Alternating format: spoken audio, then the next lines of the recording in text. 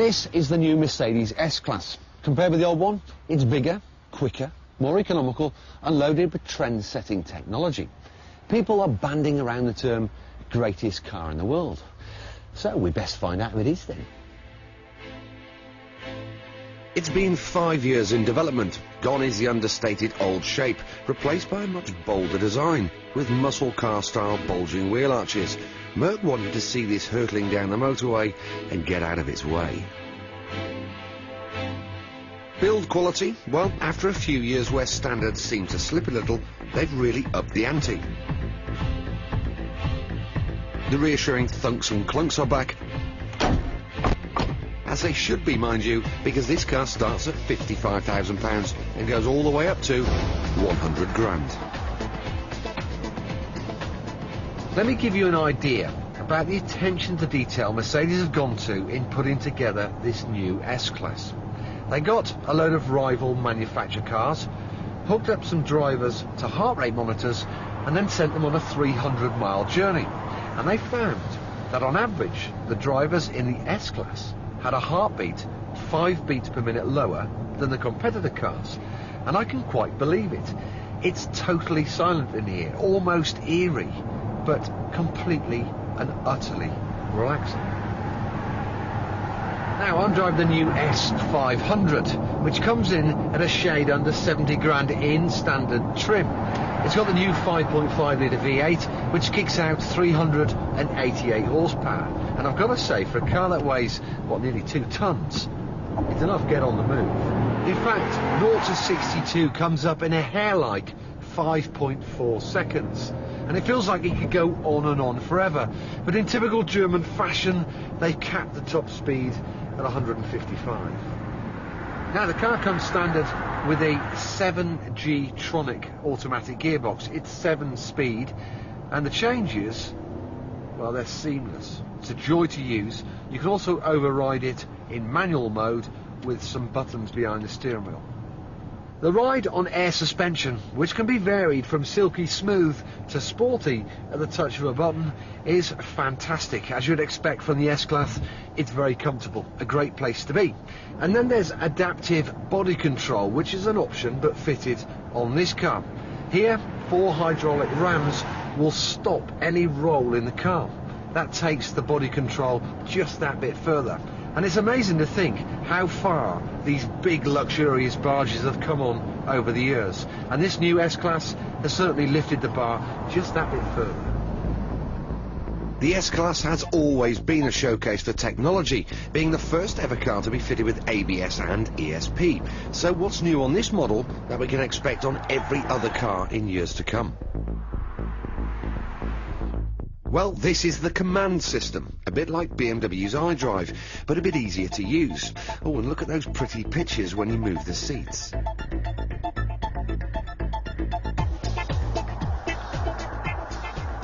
Now, a really cute option on this car is a technology called Distronic Plus. And that's a system that uses radar to maintain the gap to the car in front. So let's say you're on a motorway, and as often happens in the UK, people start jumping on the brakes and the gap starts to close. The car will automatically brake, even down to 0, and then when the gap opens again, it'll accelerate back up to your preset speed limit on the cruise control. Sounds great in theory, and the automatic braking works very well in stop-start traffic. But would I trust it to brake enough to avoid a collision if I made a last-minute lane change? With feet off the pedals, I put my trust in the car and swooped across. I interrupted it. I didn't think it was going to stop. It takes nerves of steel to believe this £1,800 option is going to stop you in time, and it's never going to change the way you drive. But it is a reassuring safety net to have lurking in the background. So, with the gloom descending on the Swiss Alps, it's time to reveal the S-Class's final party piece. The Speedo may look normal, but it's actually a computer-generated image. Press a button and it's replaced by a camera view from the top of the windscreen. It's called Night View Assist. Buried between the normal headlamps are two infrared ones, which Merck claim can improve vision by up to 150 metres compared to normal dipped beam. And because infrared is invisible to the human eye, it won't dazzle oncoming traffic. But is it any good? Now, throughout the day in various tunnels, I've been testing out this night view assist, and all it's done is confuse me, disorientate me. It's been no use at all, you know, in those situations. So what we thought is we'd come out and we'd really put it to the test. Ian, our director, he's about 150 metres up the road.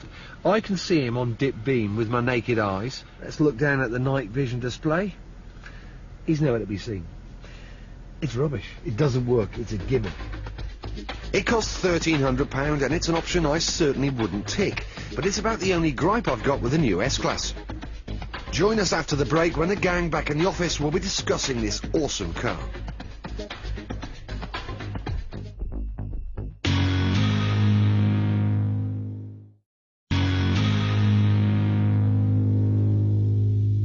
Before the break, we saw Jason smoking around Switzerland in the new Mercedes S-Class. Sadly, he's not with us this week because he's swanning around in the south of France, driving the new Ford Focus ST for later on in the series. But, chaps, he rather liked that S-Class. He thought it was quite mega. Very cool, very cool.